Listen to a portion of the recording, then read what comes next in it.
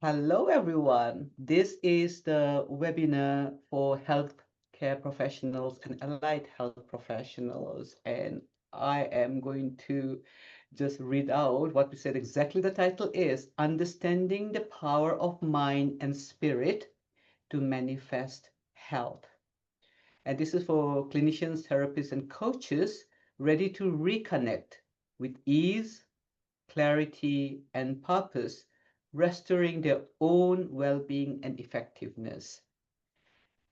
So, for anyone who doesn't know me, my name is Rani. I'm a holistic psychiatrist. I'm also a coach, and I am on a mission to spread what I call the paradigm of mental wealth within the health industry and beyond. And when I say mental wealth is what some of you might know as the three principles understanding or non-duality.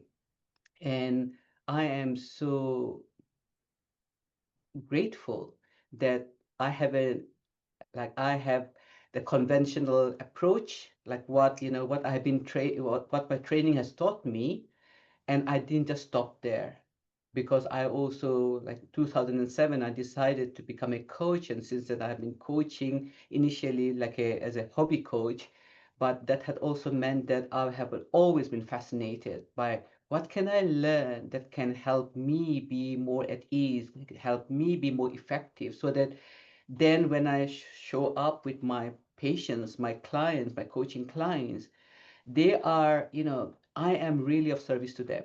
So I think that I created me in a way, and there's so much creation, and we are always learning. And I am absolutely honored to have my lovely, I can call him my friend now because we have like friendship. It doesn't need a lot time to develop friendship. Sometimes you just meet people and then you click. So my wonderful friend, colleague, fellow coach, who I have learned from by just watching a master at play, and also like knowing how he has manifested things in his own life. And it gives me great pleasure because this is the second webinar we are running. The first one was on Monday. That was for more general public, people who were themselves interested in manifestation and what we had to share for their personal life, and they did not have that health professionals role. And today we wanted to create something for health professionals and allied health anyone who is in the helping field, because because we can't serve from an empty cup. We really can't serve from an empty cup. We cannot take our clients to the next level if we haven't even gone there ourselves, because we have our own, like, oh, I can't do that. So it gives me delight that so many of you have shown up for the live event, and so many has signed up as well. So introducing Dominic, all I would say that he is, you know, he's not a magician. He doesn't do magic, but you can say, he is as powerful as a magician, but in real life. And that's what he does for a living, because he shows people what's possible, and what the magic of life. And he's a coach, and I am going to introduce, like, this is my simple introduction, and you will, I think, once he gets talking, then he will be introducing himself anyway. But what we are going to do today is we are going to keep our initial conversation short, aren't we, Dominic, so that we can get you guys in and we can really like get your real life questions so that we know that it's landing. Would you agree with that, Dominic? That's what we want to do? Yeah, because we just want to talk to what's going to be most helpful for you. So get us going, but we want to be specific to it's kind of what prompted you to be on the call and where your curiosity was and what you were wondering about. So, yeah. Yeah, so because I have been part of the system called the NHS, and some of the barriers, some of the blocks, and I wanted to start straight from there. One of the things that's been a hot topic for a long, long time is burnout. There's so much to do, and there's so little resources. And I did not sign up for this. I came into healthcare Mm. professional, this field, because I wanted to serve people. But what I find myself doing is more and more paperwork, or just doing things which is not directly related to patient care, and I feel burnout, and that kind of thing. I know is a common theme that I see also posted on social media, and I want to directly go there. It might come up, but I want to go directly there. So if anyone is experiencing that, and we are talking about us manifesting something for us, how get us started, Dominic? I'm so Yeah. curious. Yeah. Well, as I shared in the thing, right? So I'm not a healthcare professional. So I'm a coach, and it's a leadership coach, executive coach. I work from a coaching perspective. Um, it's interesting because early on, when I first came across the three principles, and three principles spoke to innate health, right? And that didn't always resonate with me. It's like innate health, innate well-being. There was something about it that seemed a bit off for me. What I later sort of discovered is I would hear Sid talk, Sydney Banks, and he'd be speaking about what he was speaking about. I go, oh, he's talking about thriving. It's thriving. So that made sense to me, right? The innate health, innate well-being seem to have some sort of restoration, like repairing of something broken. And again, this could just be me and the semantics that I had, like the way that I would hear it. But and I would always shy away from anything to do with ill health, anything that was a bit off. I really lacked, um was kind of like, oh yeah, I don't, I'm a coach, I don't do that. You need to see someone else for that, right? It wasn't connected for me, and I didn't see it. And Today, um, I don't have that lack of confidence in terms of the understanding of we're it's all talking about one thing, and when we're talking about um, anything physical or even psychological, we're into the world of form or manifestation. And I don't have any confidence about, what do scientists say that we're supposed to do, or what do mental health, people say about what you should do in the form. When the form changes to this and it's distorted or broken, how do you fix it? So there's lots of ways of doing that, and um, many valid ways of making changes. So for example, burnout would be a manifestation of something. And so when it comes to, well, how do I'm going to say, fix it, repair it, all of that? I don't know. And there's lots of good ways, I'm sure. But what I've discovered is, rather than fix it, it would be useful to understand it, because if I understand it, something about it will change. And in fact, anything I understand more deeply and consciously, I'm also going to suggest I'll know what to do. So if the more deeply I understand it, I'll know what to do. So it won't be such a problem anymore, and it won't be such um, looking out there for answers to see who's figured out the best thing to do, so that I can pick from that and maybe apply it, or whatever. Um, So wanted to start with that. Okay.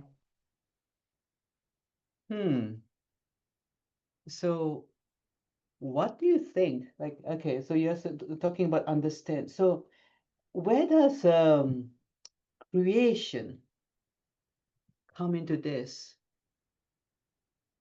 Oh, yeah.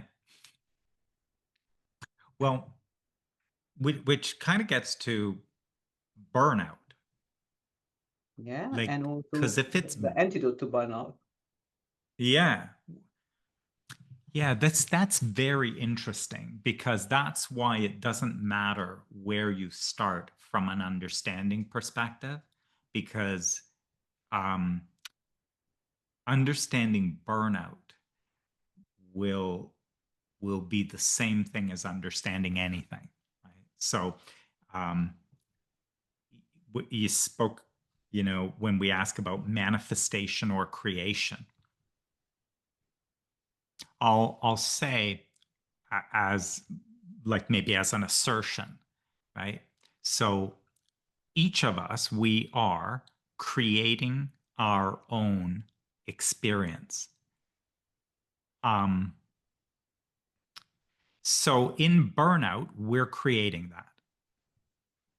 So understanding it or understanding how that's happening, that's why it's so powerful. Because what people tend to ask is the thing of, oh, you say that we create our own reality, or you say, go on my website, says you create your own reality. You can be or do or have anything. And can you teach me how to do that? Actually, I'm not that good. No, I can't. Right? I am not that good. Right? So I'm not able to teach you how to do that. Fortunately for me, what I know is you're already doing it. That makes my job a lot easier because since I know you're already doing it, I can have a conversation where we can come to understand how you're already doing it. See, that's pretty easy to do, right? If I had to teach you how to create your own reality, Mm. yeah, I'm not that not that effective or strong. So what's really great is we're already doing it, and there isn't an exception to that. Every single person is. And it's not like you create some of it, but not other parts of it. It's everything. So burnout is an experience. It is an experience that you have. So understanding how such an experience manifests um, is useful because here's the other thing that I know. I know you would not do that intentionally.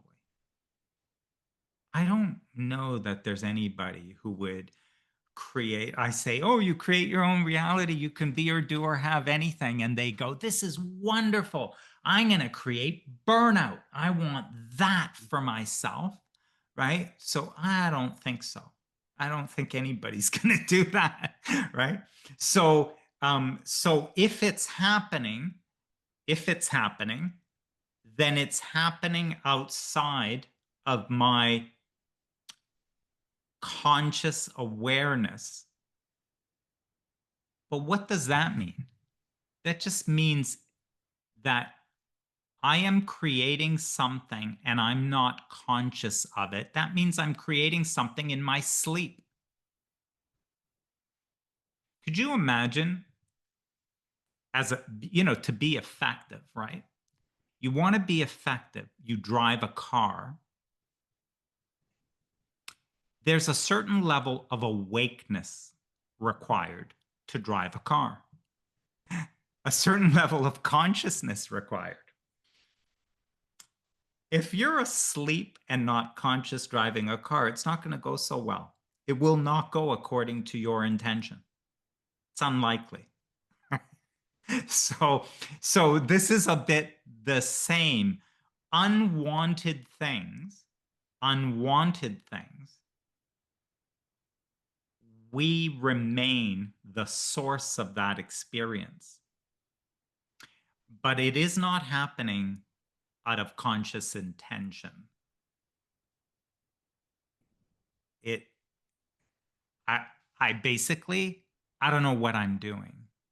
I'm not really aware of how I'm even connected to any of that, right? Mm. All I can tell you is that I'm in burnout or I feel an awful lot of stress, but I'm pretty sure it wasn't me. So there's something Yeah, about that. yeah, talking about sleep and trying to drive a car, but are we not in a way like the whole, the nation, or everywhere we are in a way as a possibility sometimes sleepwalking through life. Yes. And so I can see that, and we use stimulants like some kind of coffee or other stimulants to to do this, to really like make sure that we are a bit more awake. But I really love the thing about, we are creating in our sleep, and we don't even know we are sleeping, or we don't even know we are sleepwalking. So when I'm in autopilot, oh yeah, this is just like my life, and this is what I do, and I'm just doing it mindlessly, where the mindfulness, that the term has, the buzzword come from. I am unconsciously creating all the things I never really wanted in my life, the unwanted things that you say, and we are, the unwanted things in our life is in a way our creation. So what I'm hearing is a buzzword used in the three principles world, which is like 100% of the time we are creating our own reality. And that's a hard pill to swallow, especially as hardworking, healthcare professionals. We really want the best, and we really want our patients and our clients to thrive.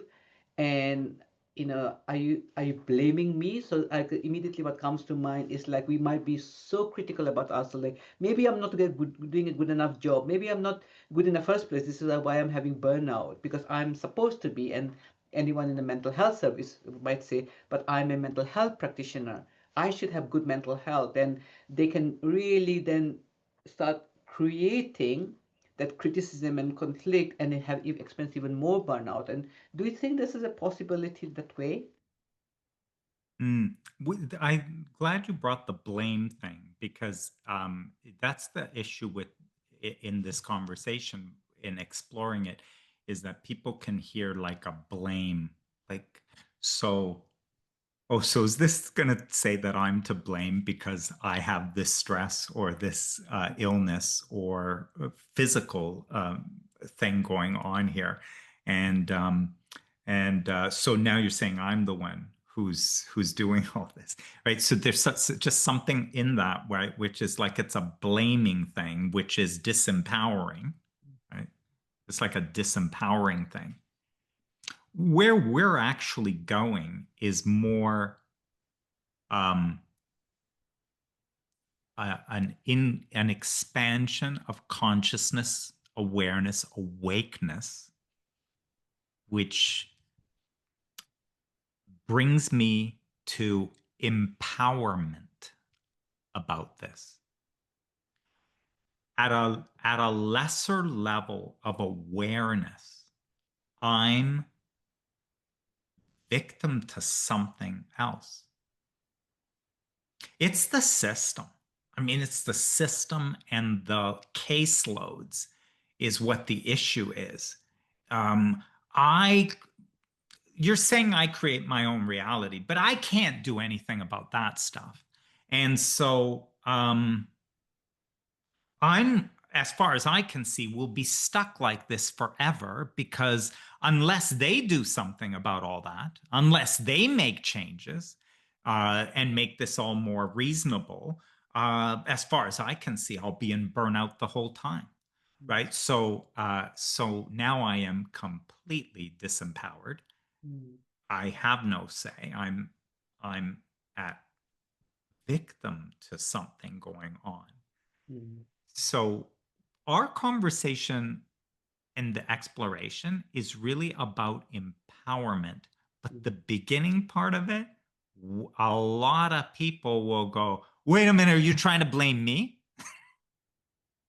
It's them, it's the system. You're not even working in it. You don't understand how bad this is, right? Like, so it's like, don't be blaming me for this, right? And it's like, that's not where we're headed. Mm. That's not the direction we're headed. We're headed to how can you see it from a different place Yeah. where you can see your power. You can see your power under any and all conditions,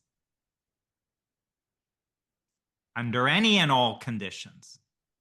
You Mm. can be in any scenario and not experience burnout. There is not a scenario, situation, set of conditions outside of you that will cause any kind of an experience inside of you. It'll never happen without your active participation and moving it in the direction of that. It will never happen. You must do that. You must take the set of conditions inside the system you're in, and you must take that into a state of burnout, into a state of extreme stress. You have to do that. It will not happen. I love it. I love the direction we are going. So I want to come back to because the burnout is something I want to come back to. And you said in the at some point I've written it down.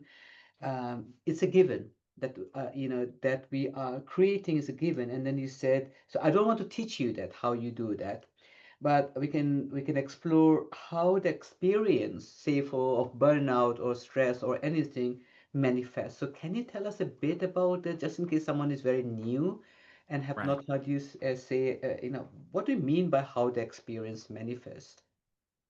Yeah. So we say, so if we say manifested is to, it is an experienced thing, right? And specifically we might say physically experienced. Right? Even, people even who talk about I'm going to manifest a car. Well, it's not an imaginary car, right? Anyone can do that. I'm talking about I manifest the car as a physically manifested thing, right? And so in this scenario too, we are talking about a physically manifested. It could be physically manifested thriving, um, you know, well-being like that, or its opposite, right? But it is real as an experience that I am having, right? So um, um, I'm it's the way that I'm pointing to it like that. It isn't just something that is Okay. theoretical or in yeah. Okay, so I guess, am I right in thinking like everyone knows the experience of burnout or feeling the stress or the pressure, and we can go and talk about the chemicals in the body, we can talk about the nervous system and how, fight, flight, and because we are talking to healthcare professionals, I think most people understand already, okay, that's my felt experience. But I would like us to then talk about what I heard you say. We are not about. This is not about blame. This is about empowerment. So the distinction that comes to mind is, if we don't know this, then we feel like a victim to our circumstance, to the past, to the system, and we don't feel empowered at all, or we don't feel like we can make any changes, or anything can happen because of us seeing a certain way. Whereas where you are pointing people to is the other opposite side, which is we get to be the creator, and not just an unconscious creator and we are creating unwanted things, but we get to be a conscious creator, creating a reality. And initially it might be the inner reality, like how we see, like our imagination, the kind of thing, which could also at some point become so strong that we manifest in the reality of like how we want to see happen in our own, it's just in our own team or in our own way of practicing and so on. So help us talk about how Mm-hmm. to shift gears then, Dominic. Yeah, yeah. So, and conscious creator would for sure. I would only be I would only be using. We're gonna be talking about like this kind of faculty or qualities. Uh, um, I would be engaged in a way that's always beneficial. There's, there's no way I'm ever going to be doing like creating something which is harmful to me, Yeah, right? So consciously. Yeah. I'm not, right? So it will always be. So that's why waking up, understanding, seeing something I never saw before is always like the power or the value in this. And it's amazing how much can happen beneficially for people from an understanding. Without an understanding, if I say to you, oh, burnout, this, come on, everybody has burnout. Here's all you need to do. It's a 5-step process every morning. What you've got to do is wake up, do this, do that, then that. And then in the middle of the day, right? So I do that. And it kind of works actually. Feel a lot better, right? But the thing is, you are not conscious or aware of what just happened.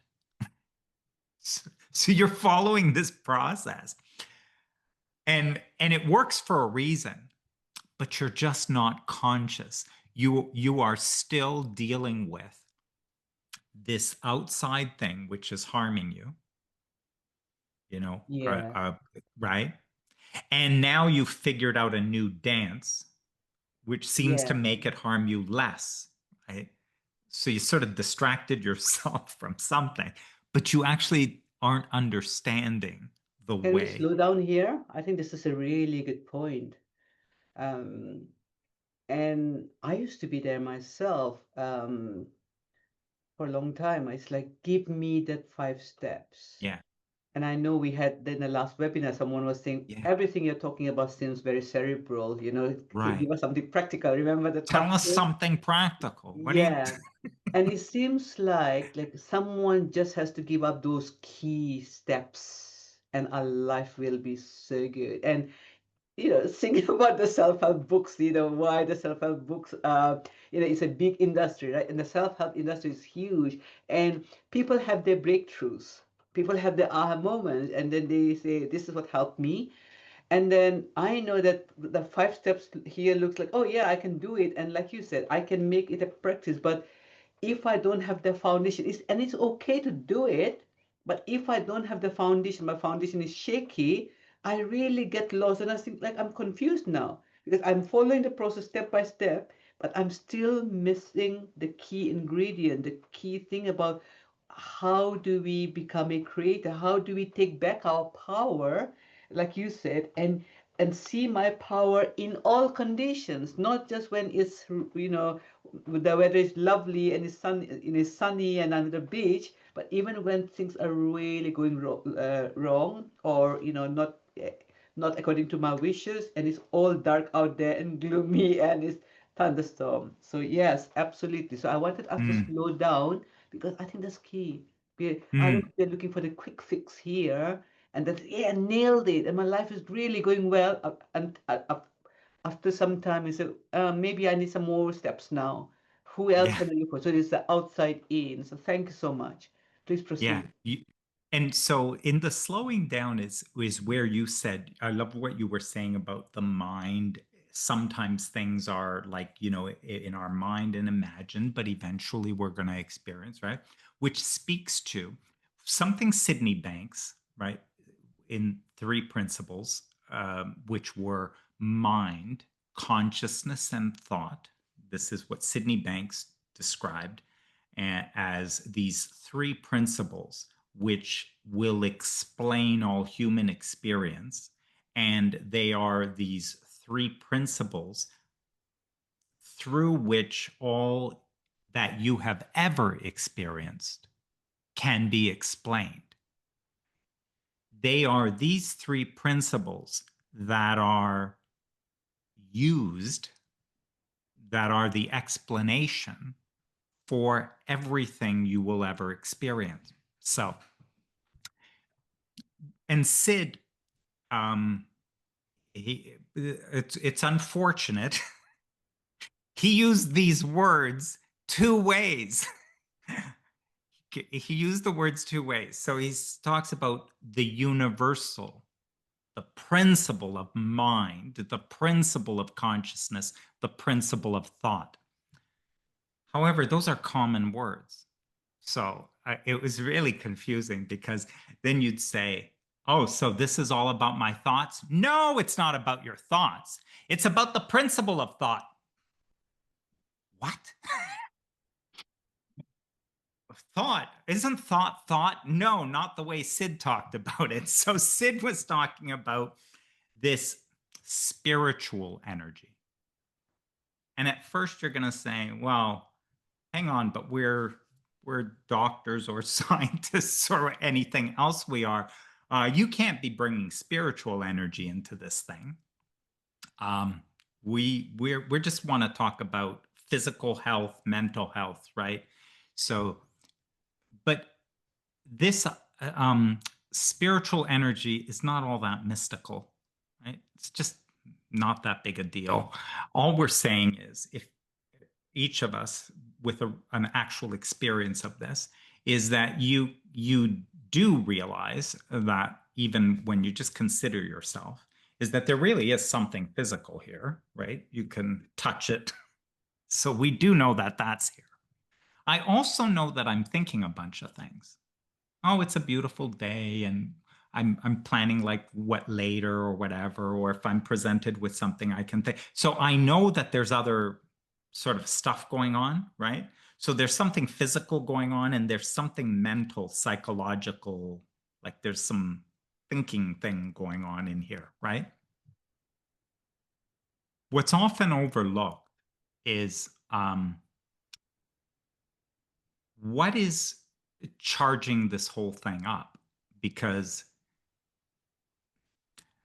because and I'm going to say, so it's spiritual, right? It's a spiritual energy that runs the whole thing, like makes the whole thing work.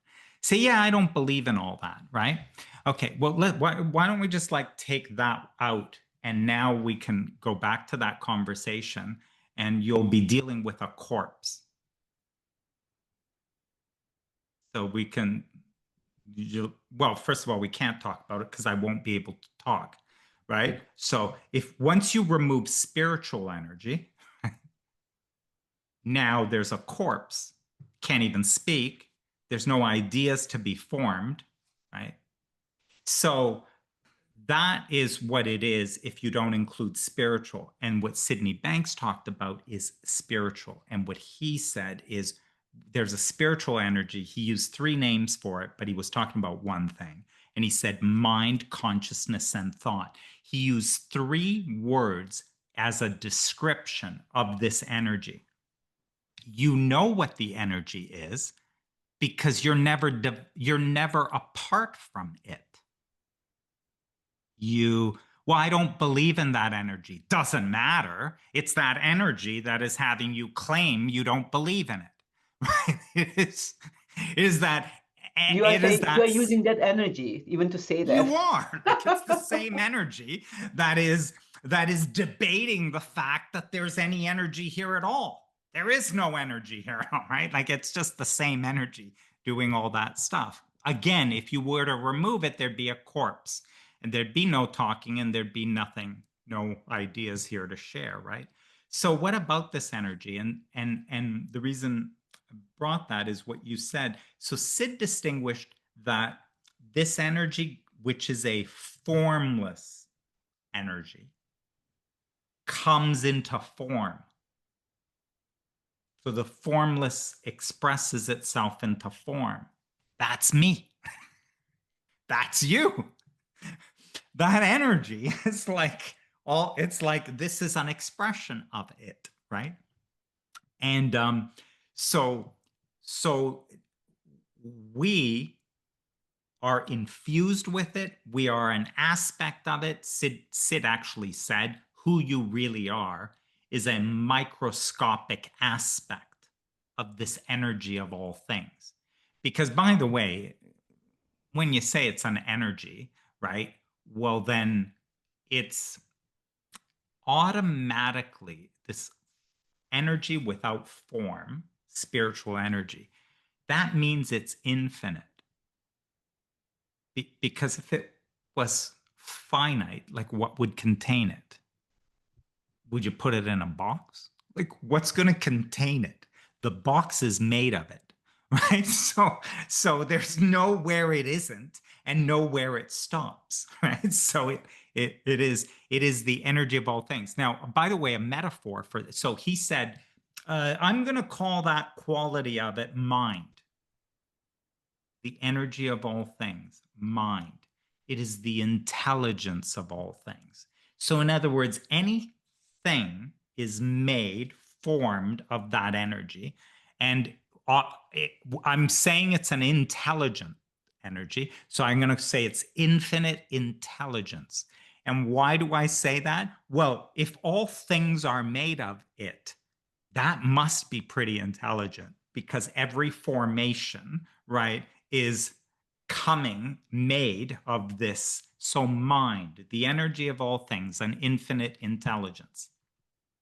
That was one way he described. Then he said consciousness, second principle. First principle is mind.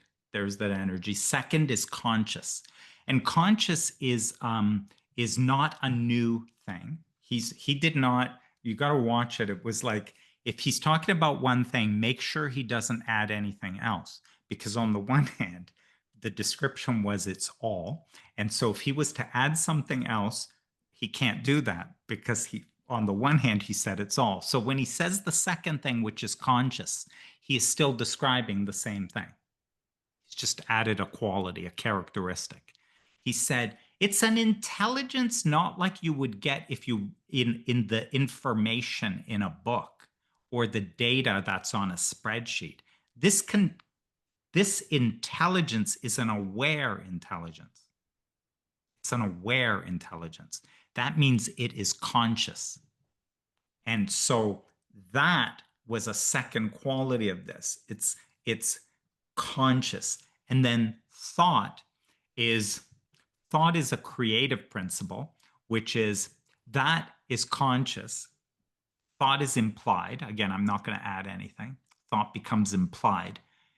If you have everything, all intelligence, aware, then it begs the question, aware of what? It is infinite, it is all, and it is aware. It is aware of what? If you're following closely, it must and can only be aware of itself. There is nothing else. So it is all infinite, and it is aware of itself. Well, if all you get is all aware of itself, it's a pretty boring scenario because there's nothing there. There is only a spiritual energy that is aware. Thought is the creative principle, which is implied in that, which is in order for all to be aware of all, it must be aware of every aspect of all. Those two statements must hold. If all is aware of all is aware of every aspect of all. And once I say every aspect of all, I'm speaking of a focus within that energy. And the focus within that energy is a focused consciousness, a focused awareness, which is thought. And that is the description he gave to that element of the energy, which is thought. You and I are an aspect, a thought within that energy. You and I are a thought in the mind of God, if you want to take it into a different way of speaking it. We are made in the image. We are made, thought up, made in the image, in the imagination of the creator, this only thing that creates anything. Right? You and I are that. And we share in its nature. We share in its nature because you're made of it. You weren't, this wasn't made of, oh, I think I'm going to pick up some sticks over there and now make this. No, this is the energy of all things. The only thing it has to work with is the energy of all things. It has nothing else to work with. So as you are made in the image of the creator. You share in its nature. And that was a long way to get to you. You are mind, consciousness, and thought. And in a different way, you are personal mind, thought, mind, consciousness, and thought. That's you. And so now we could mimic this whole thing just with you. You will never experience anything outside of your mind. There is nothing you will experience. You will not know a mother, a brother, a sister, a tree, a world, a galaxy outside of your mind. All of what you know is contained in your mind. And you don't even know a fraction of what's in there. For several reasons. For several reasons. Your mind is simply a limitation of mind. So your mind, that intelligence, is simply a limitation, an aspect of mind, but there's no actual box it got put into. It's just made up, right? Limitation. So that's why we each have access to a wisdom that goes far beyond anything we think. So, but anyway, and as you look at it as a principle, and you should kind of hold me to these things because I make a lot of assertive statements, right? So you should say, like, well, is that actually true what he just said? Like, you should make some statements. And it's like, well, yeah, I'm saying that you will never have an experience. Never is there a manifestation or a creation that is not known by you and experienced by you in your mind. There is none. Well, I don't know. I mean, my wife, she walks around. She's not in my mind. What are you talking about? Well, let's not debate it. There may or may not be a wife walking around, okay? But let's not debate it. But let's all agree that the only one you know, the only one that you deal with, the only one that causes you any trouble, isn't it the wife that is in your mind? Because that one we can't even be sure is there, right? You claim they're there, but we're not even sure. But the one that you deal with every day and then you have problems with, I'm telling you, that one's in your mind. And furthermore, that because that's the only one you're aware of, that's the one you are conscious of. And let me tell you something else. That one is completely constructed of your own thinking. You made that one up. You've got it constructed of your own thinking. So furthermore, if you have any trouble with that wife, you should actually resolve it. Because you're the one causing that trouble. Because it's all made up of your thinking. And it's disturbing you. So you might want to stop disturbing yourself because that's exactly what you're doing. Right? So as you can see, I tend to have a lot of fun with this. Yeah, no, I'm already, like I'm laughing because I know that the image I have of Suraj sometimes is like, rather than trying to change that one that I see, it's like when I change the image here and I make peace, that changes. Isn't it amazing? It Oh, the is one that's amazing. walking around is suddenly more loving and more caring. And where Yeah. is it? It's like, like magic. It just changes. Yeah, no, absolutely. But coming back to the principles, I think for anyone here who has no clue about what you're talking about, they've never heard before about the three principles of Sydney Banks, I would say please go to, there's a YouTube channel on his name, Sydney Banks YouTube channel, and watch one of those Long Beach lectures or Washington lectures. And most importantly, I would say grab two of his books that I quote the most and I ask my patients and my clients to get. One is A Second Chance by Sydney Banks, and the other one is The Enlightened Gardener. But Mm, while we are on the subject of the three principles, I'll tell you about a recent conversation I had with Dr. Bill Pettit. Because we both of us we admire Bill yeah. Pettit, and I'm conscious of time. We'll also open it up to Q&A. But Bill said is something really interesting because Bill said, because I asked Bill, like, when Sydney Banks had this his enlightenment experience, he did not say, "Aha, three principles." He did not see the principles. So, all he said was he saw light, and that buzzingness of light, and he said, "Now I know the true meaning of God." And then he said what he said.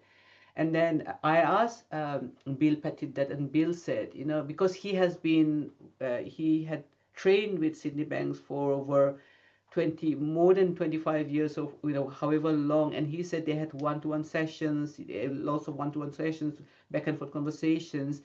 And and Bill Pettit saw the shift, like, when he started using the principles. And Sydney Banks said, Bill, I tell you, this was not something I just made up.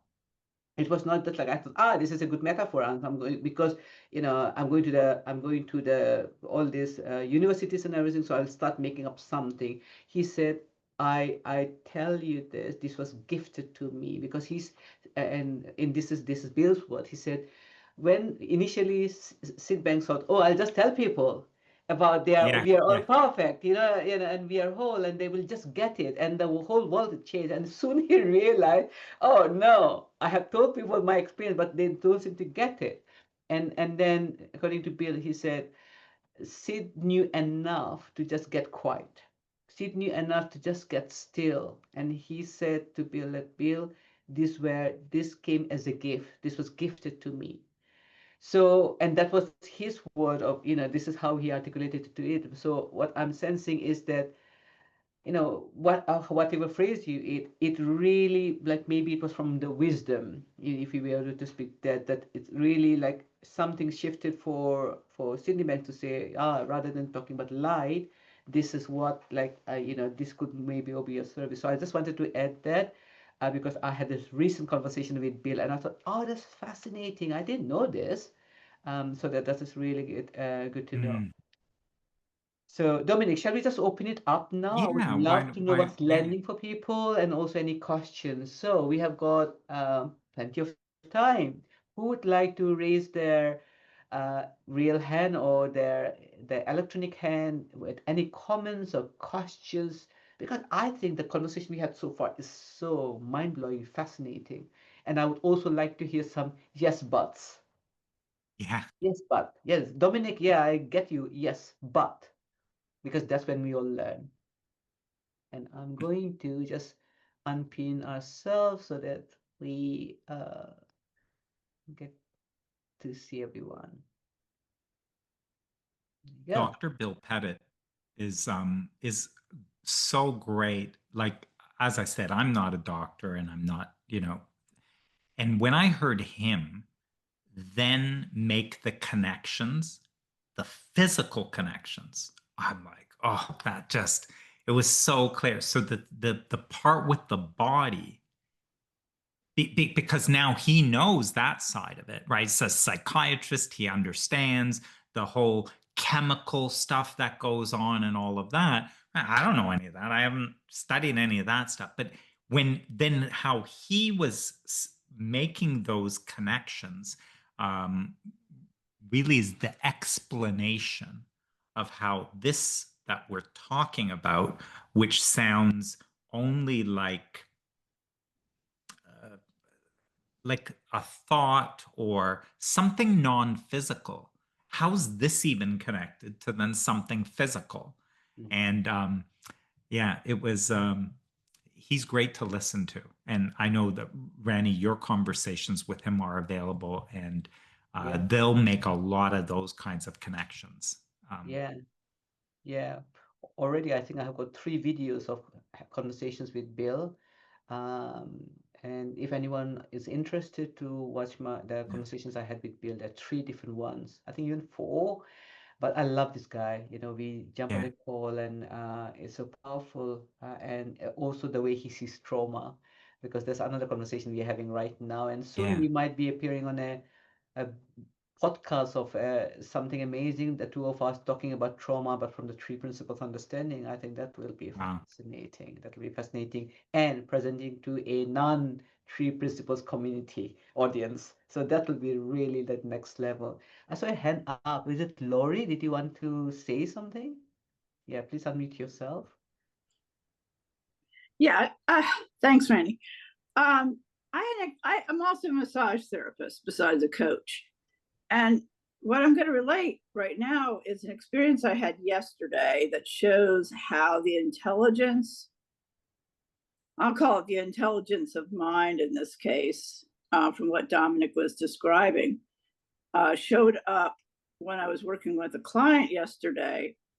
I do polarity work, I do energy work, I do cranial sacral work. And as I've gotten older, I also do less is more. Mm. So she had some stuck stuff going on in her hips. And I placed my hands below and above, which is a polarity energy thing. And I got curious because sometimes also the body will send me images or words. And as I was working with her, I got really hot, like in my face. And I don't have gone through menopause a long time ago. So I wasn't really connecting with what was this heat about, right? But as I was working on her, I had picked up some imagery and I had given her the information. And what I said to her is, what is it that needs to be released in this area? So I was like, I don't need to know the story. I don't want you to tell me anything. I just want you to ask your body if it's willing to let go of whatever that is. What's interesting is that as I was placing my hands there, it was like my fingers could palpate the thinking that was going on. I don't know how to describe it, so don't ask. It's just something that I'm aware of. And in the moment that whatever that was letting go, the whole body just went whoop. When I asked her, she said, I never got an answer. So it's like that's the intelligence of the body working, even when we're not fully aware of what the answer is. The body was already ahead of, like, the question was there, and then there was the response. The body took care of it. So I love your feedback on that. Just Yeah. what Was is she that? and from her, in talking to her after, so she was relieved. Yeah, she Was felt great. free. She felt She was great. free. Yeah. Yeah. And part of what you'll check and notice is the lasting quality of it, right? Because Right. that's what will truly describe is it's lasting. Mhm. In a true release, then it's lasting. Right. Right. Um, the body, and this kind of goes to nervous system and all of that, is with think about it, because it's an expression of that spirit, meaning it's infused with it, right? It's made of it. It's a formation of it. It is a representation of that non-physical. An expression, representation, reflection, reflection of all that's non-physical. And the body as a organism or creature has every cell in the body, again, is made of all the same. Right? Every cell in the body has consciousness. Every cell in the body has its own connection to all that is. Right? One thing is, so if we were not in there, right? If we weren't in the middle of it, let's take something. Let's take an animal, right, like that. So, something a little less. I hate something a little less intelligent than us. That I'm being humorous. Okay. So you take that animal, which is really, it's not a matter of less intelligent. It's an animal that is less intellectual, less conceptual, less personal thinking than we are, right? Then what happens there is they're similar, like a creature. And so this energy, which is communicating with every cell in the body, every organ, right? It is a flow. There's only a flow or a source of well-being. Life flows only toward thriving. You don't see some tree that was put there to flop over. This energy flows only toward thriving under those conditions. So depending where the tree is, what the soil is, what's around it, it's built next, it's growing next to a fence, and how the climate is. But the energy in the expression into physical through the tree or whatever moves only toward thriving. It moves only toward maximum treeness in that scenario. So if you leave it alone, that's what happens. Now you take an animal, and an animal will basically only move and act to its own good. So a bird will build a nest and have and there's no school, there's no universities they have on nest building, none of that stuff, right? But the bird will build the nest. Why? That intelligence is moving. Number one, it forms it and moves it. And in that, we say, oh, that's instinct, right? That's instinct.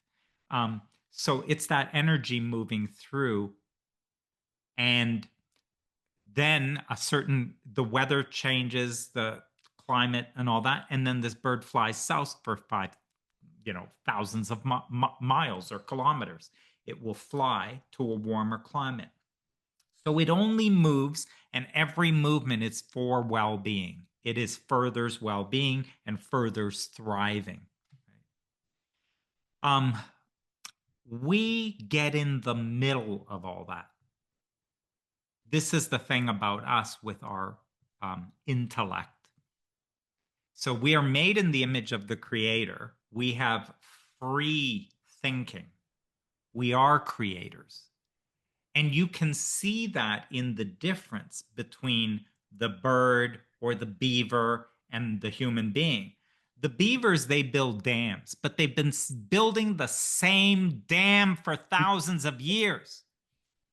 Those birds, they build the same nest, thousands of years, the same nest. But look at our houses. Our house is not the same house from thousands of years ago. So we're guided also, we're nudged also, but we're free thinkers. So we're made in the image of the Creator. We are more creators than other. And so, but with that comes two sides of the coin.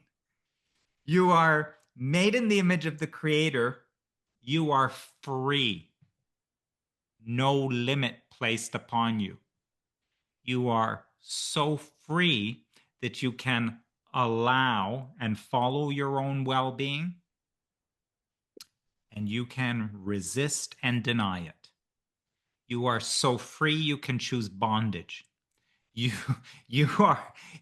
there, nothing is off limits. If anything was off limits, you would be a deterministic creation.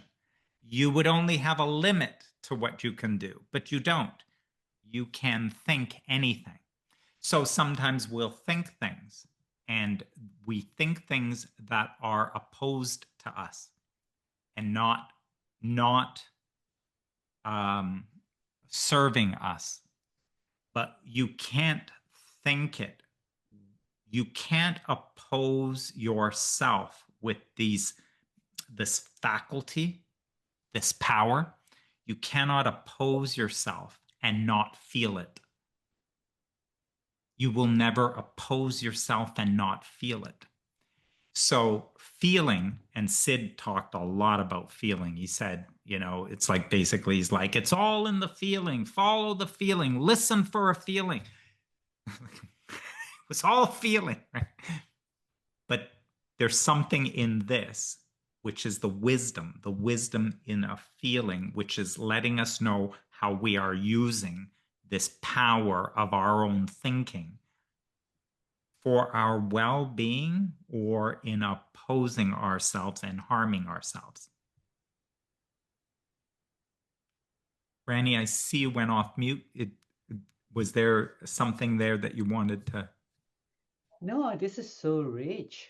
I mean, like, come on, this is in a way what the word that comes to mind, Dominic, is almost crazy. Like, we are so powerful. Oh my goodness! And that we what's the name? That Williamson poem where who am I to be this bright, this Oh yeah, powerful, that kind like. yeah.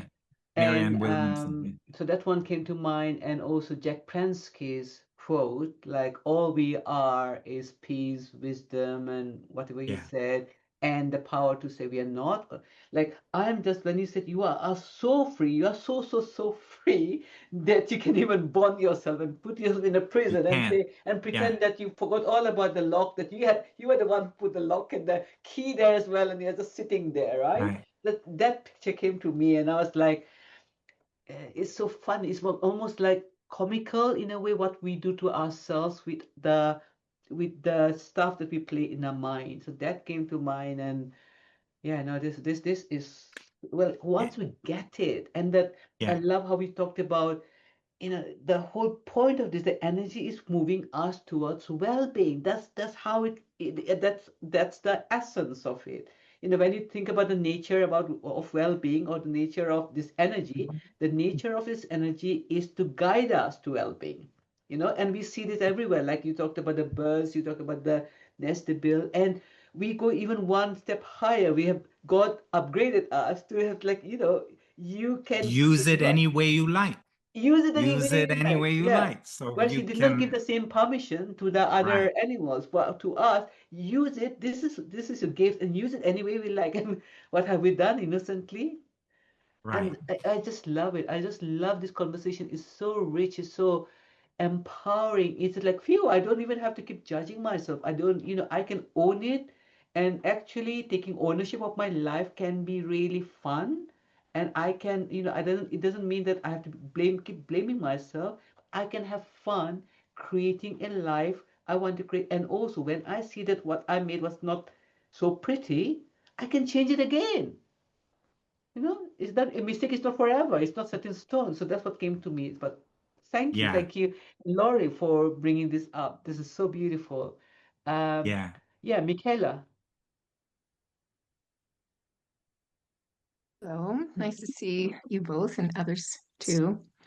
Well, this is funny, and you kind of spoke to it, Dominic, but I was thinking about, okay, when working with someone who has created a situation that is really hard, and and how I go about, because of course we all have that ability to see that we have been guided all our life. I have yet to come across someone, even if they don't believe in any of this, there's things that they can agree that there's, decisions that they made that they just knew were right, whatever language they use. And what I found was at times I can get feeling like almost like I am taking responsibility for their situation because it's not, it's not, how there are those things in our life that seem so real, so big that you just can't touch it, that this isn't it. But really, what I see is, because what I tend to do is I just go back to, how does it feel? Like, just how does it feel? Because it's really going back to sort of the simplest or the lowest denominator to guide you. And anyway, with what you shared, it's just like, oh, yeah, I think that's the right path. Because what else is there? There's no sense in making it more complicated. Really, we need to make this way more simple and straightforward. And what could be more simple and straightforward than, well, yeah, I can feel that. And frankly, actually, I have run across people too who can't feel it in the beginning. They are so disconnected from their bodies and so caught up in here that it takes them a bit to like register that their body is actually responding to anything, thinking that it's sort of its own special little entity on its own. But it's fascinating to see when the awareness starts to kick in and they start to see and connect it. So I guess if there was a question in here, or it would be something around, you know, is there another way Mm. to invite that awareness of the self, of how it's Yeah. all, I don't really see it. Yeah. I think it's just keeping it really simple, and this is it. Like, Yeah. this is What, it. well, what I'm hearing in that too, and it connects to what Lori was talking about, because see, Lori, what I love about her example too is she was doing a similar thing with no talking, right? Which really is with no thinking involved. And so and now and then this is your wisdom, Michaela, you're starting to see it's like this.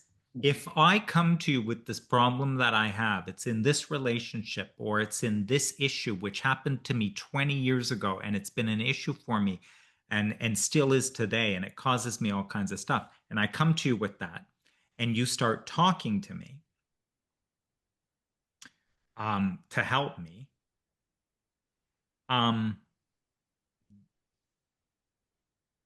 If we talk enough, I'll talk you into it. if, so I have taken it, and I've used 20 years to take my own thinking to tie a pretty strong knot of an issue, which continues to this day, right? And it's so wrapped up in thinking that cannot be unraveled that yeah, it's been going on a long time. And so if you come to talk to me and if you don't understand this, right, which I know you do understand it because you went to instead, how does it feel, rather than trying to engage with the thinking. Like, what's going on? Give me the details. When did it happen? Who was involved then? How old were you when it happened? what happened then? And then how's it manifested since then? Like, so you're talking and it's intellectual. And pretty soon, if we talk enough, I am going to wrap you around all the knots that I created. This even goes to Rani's question, I think in the beginning with, or somebody, I think, like where you'll get dragged down. You're like, depending if you have like caseload and if you get very serious cases and stuff. Oh yeah, let me tell you something.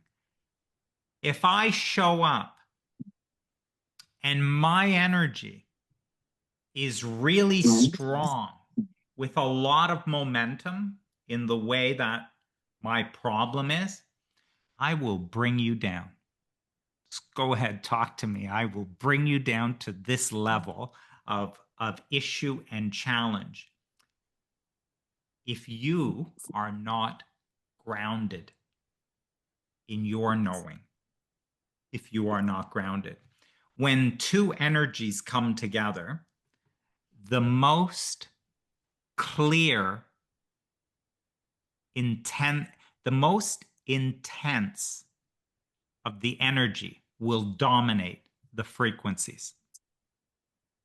So if you have a hell of a confused, distorted energy matching up with someone who's kind of like quasi in this conversation, you will be dominated into the confusion. You won't know which way is up. Right? So there's something around, and so I love, what Lori shared was her, because she uses a purely physical approach in that, there's not a lot of talking going on, right? So it's all feeling, it's all like that. So there isn't much conversation, so you can't get the thinking going, right? And feeling is so important. In Lori's example, like something happened, we said, well, we got to check, make sure it's sustainable, right? But there was something happened. There seemed to be some sort of a release. Well, every single case, what that release is the release of that knot. That's what it is. But you didn't unravel the knot. See, that's what you didn't do. It just, there was a bit of something happened, and there was a space between the one who is conscious of the thing. There was just a space. And the one who is conscious of the thing is not the thing. I am conscious of this phone. And I'm awake enough to know I am not this phone. Right? Okay, so there is a space here. So if you took this phone and smashed it, I would not hurt. If you scratch the screen or do the thing, the only damage to me is to the degree of my misunderstanding that I am this. It belongs to me. This is part of me, right? So these knots that are created, when I have a misunderstanding, well, but that is who I am. When I was 4 years old, do you know what happened to me? Do you know what it is? And by the way, I've been telling that since I was 4 years old, and people do agree with me. They actually see it. They see it. It's not only that it's in my behaviors and the way that I am, and my thinking today is affected by it, but even my behaviors are affected by it. When I see a certain person that looks like this, my body actually reacts to them. So I'm not making any of this up. This is actually happening to me, right? So there isn't a space. It is embodied, an embodied experience. So Lori's example was some stuff going on, whatever, and all of a sudden a space happens and something's released. And so what's cool later, Lori, is you may see if the space is there, it can't ever come back. This sounds like magic to people, like a miracle, because it is. once you see nonsense, you can't think nonsense again. I I don't know, someone hit my phone and it really hurt me. And then I had this realization. Oh my God, I'm not actually the phone. I just bought the phone, but I got all wrapped up in the phone, right? And it's like, okay, so you go buy another phone and you drop it and it breaks or something. And it's like, yeah, so what? That doesn't affect me. But wait a minute. For 30 years, you were saying that this phone was yours. I know. And then I woke up to, well, that's ridiculous. The phone isn't me. I woke up to the truth. And so it's over. I can't fake it. I can't now make myself hurt from this thing because I've seen through it, right? So that's the power in that kind of this understanding in like literally in a physical manifested way. Yeah, I can't tell you the relief in this understanding around my kids. So when they're experiencing painful experiences, I am so much more helpful now that I know that that is not my experience. That is just their experience. And I can be there for them to help them or support them or whatever, that I don't have to become that and torture myself with what I think they might be experiencing. Nice. Yeah. Yeah. Yeah. Yeah. Yeah. Yeah. Powerful Thanks, shift Dominic. as a helper that makes you very Mm, powerful as a helper because now you're not joining them in that pain. You are able to support them in that pain. It mm, it when you are as lost as anyone else, you have nothing to give. So that's a powerful yeah. place to be in that distinction. Yeah, thank you. Yeah. Beautiful. I think also that understanding that we're all on our path and we will, as much as we want to understand it more in every aspect of our life, because we still might have, I still have some sticky parts of my life that it's just like, I know it's true there. And one day I'm going to see it differently. I know that because that's what's happened in other parts of my life. And just having that understanding that, oh, this is how it is for other humans as well. Mm. They're there, they're in there, and they will get it in their time. And to just have grace really for themselves. Well, and me for myself, as well in my stickiness. So, yeah, this is a great conversation. Thanks. Thank Thanks. you. Thank you. We really appreciate what you have brought, Michaela, and I'm conscious of time and we're good to see the hand up, and that's Anna. Do you want to unmute yourself? Hi, Rani. Hi, Dominic. I Hi. really enjoyed this conversation. I'm absolutely into it and I agree with everything. Like, I really enjoy so much. Going back to healthcare, I'm a nurse and I'm a coach as well. And I agree with the three principles. And, my question is how can I help bring awareness and understanding around burnout and how they can take the power and be their own creators of their lives and avoid burnout and all that. Mm. Yeah. So well, actually, Randy, why don't maybe you start this one because you've actually had to do this Yeah. with people who come in this way. Yeah. So, but this is a beautiful question. I guess there's we can only share what we see, right? And that has been my part. I think like the first time I came across this, it was like so much intellectual. Oh, like I said the other day, it's a cocktail of cognitive behavior therapy and mindfulness. That's what they're trying to sell. So skeptical. And so I want to just acknowledge you because I saw you nodding your head and you guys had a conversation because I knew you got it. And there's something very much about like listening to our own wisdom and speaking from our heart. And you know, because when you share your own examples and what you see, no one can make you wrong. Because if we go and preach something that we don't even know, then obviously people can make you wrong and you start to doubt yourself. But we can talk from an experiential point of view, like, you know, healthcare professionals. This is what I've started, I'm seeing. And when the more we just keep showing up and sharing our and being authentic, and there's still not many things I can't explain. I'm so sorry, I don't know how to explain this, but this is what I'm seeing, a shift in my, you know, in myself, and I'm exploring this understanding.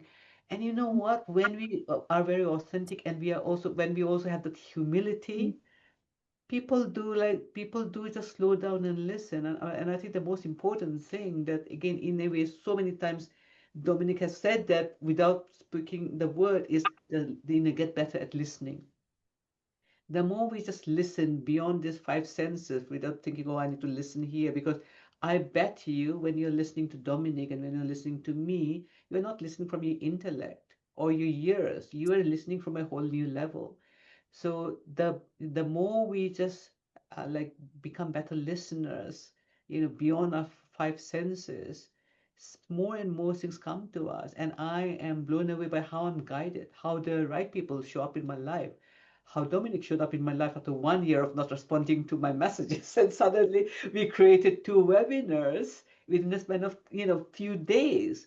So I'm really seeing, you know, what we call manifestation really happen when we start listening, and we know that, you know, like Dominic said, the you know, we are being moved towards well-being, and when we stop like building all those fences and the blocks, we are guided to how we are going to share this. And I would say just take your time. There's no rush, and you see something and then you do your own way. I just started showing up more and more. I stopped being in the fence, like, oh, what will people think? What will GMC think? What will my colleagues think?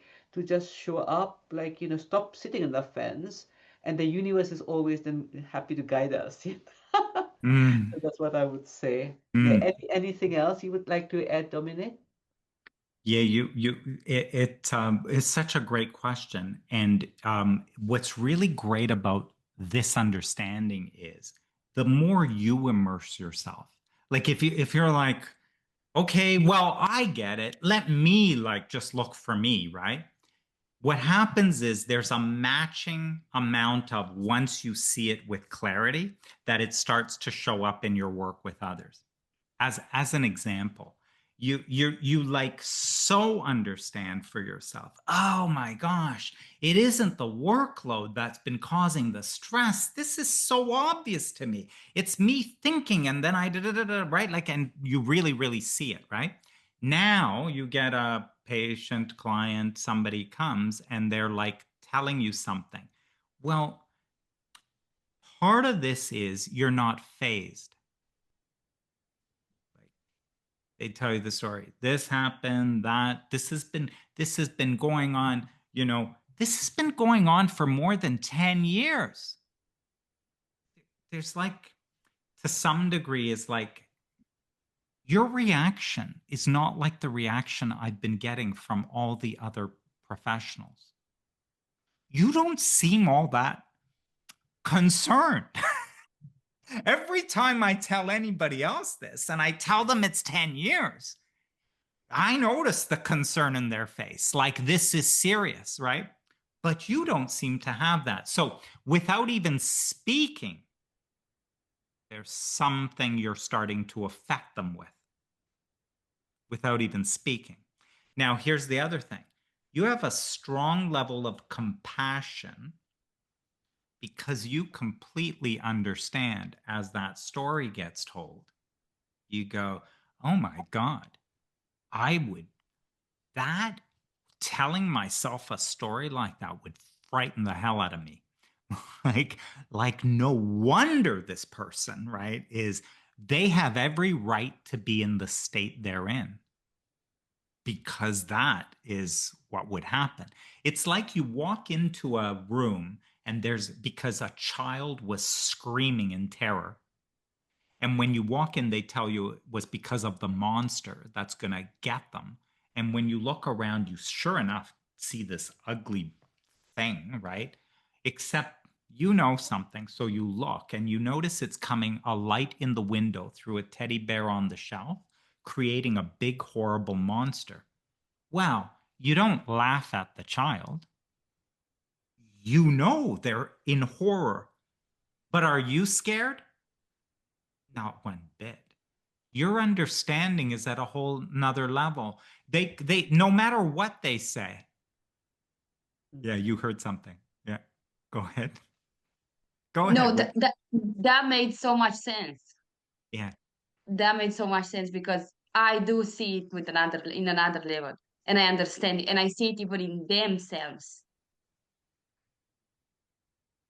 And you, just by you being at the level you're at with them, just by you showing up, being where you are at, picture you with that child and you being that way.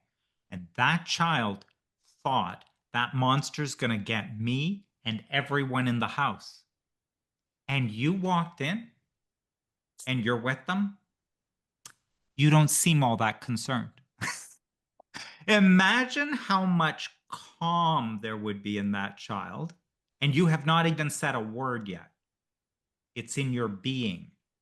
They know there's something going on here that you know that they don't know. And so do you see how you already started affecting them and you haven't even started helping yet? Like we'd say helping. Yes, you are helping just by being you and just because of the understanding that you have done for yourself. Does that make sense? That makes so much sense. Thank you so much. Wow. That makes, yeah, Yeah, so much beautiful. sense.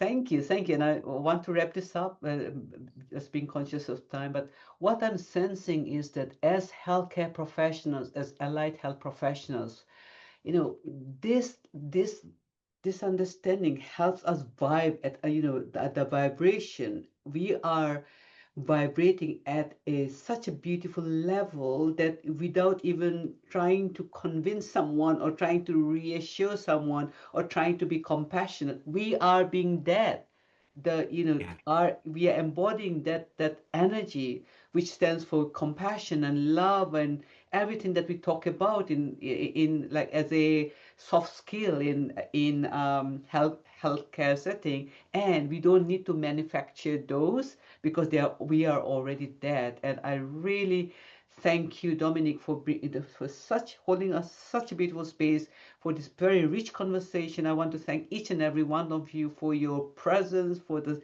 beautiful thoughts and reflections and questions and sharing. I think this is incredible. And I want to just invite everyone to just say thank you to this beautiful person called Dominic, who has just shown us another way of being as health professionals and make a huge difference to the people we serve. So thank you so much, Dominic, for Thanks, all your everyone. time Yeah. and sharing. Really Yeah. appreciate it. And thank you, Thank you everyone. so much. We really Thank you. appreciate it. Thank Take care. you. Take care, everyone. Thank you both. Bye.